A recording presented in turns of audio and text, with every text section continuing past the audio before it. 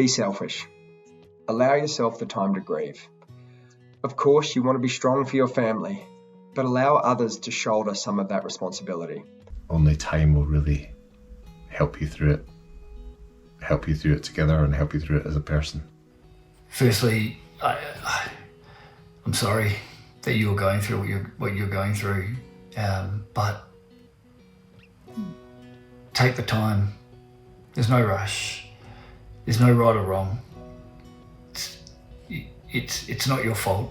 Like there's nothing you can do sometimes in life, and this might be one of those occasions. So you just need to find the time for you to do what's right for you. It's okay to cry. It's okay to be sad. It's okay to want to call your mates or call your family or call your spouse, your partner at any stage. And as you're going to work a number of times, as I've done, my son especially loved Thomas the Tank Engine, and I'd drive on the freeway past the trains, and I'd get off at the next exit and come home because I couldn't make it that day. I couldn't get through, and that's okay. It's okay to be upset. It's okay to be a little angry, but you've got to be able to make sure that you're working through that grief in your own way. Find a way to grieve. Figure out how you grieve. It's easy saying that. Grieve together if you can. If you're like me, you don't know. At the time, I didn't know probably how to grieve. I didn't know how to deal with it. I just went with it, heal as much as I could through music, through my thoughts, through talking to him, expressing yourself freely. Express yourself however you feel like. I'd say most men are thinking, like, if I cry, am I being weak? If I show my emotion, am I being weak? One of the hardest things to do is show your emotions. Definitely talk, share your emotions, share how you're feeling.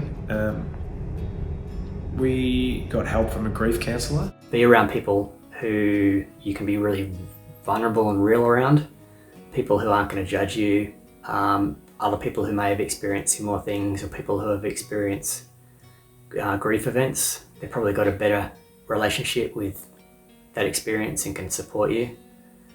Other advice I'd give people, men in my shoes, were you don't need to be a big, strong, stoic man. In fact, I think these days, we understand that being strong is allowing ourselves to feel our emotions, our experiences.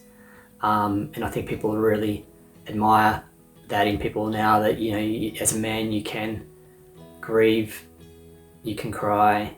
I made a real point, I've got 3 other children, and I made a real point not to try and hide my tears in front of my other children.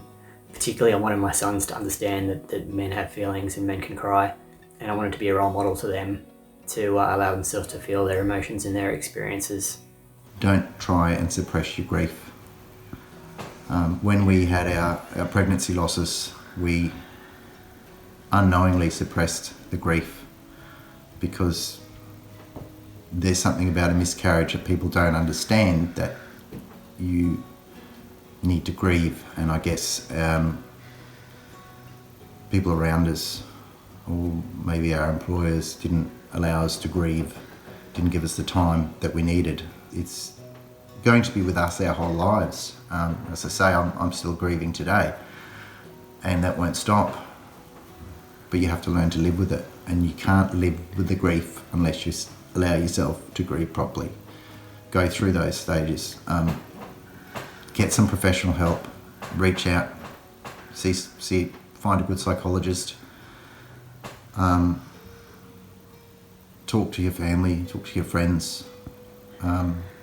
Make sure you always remember your baby, your child.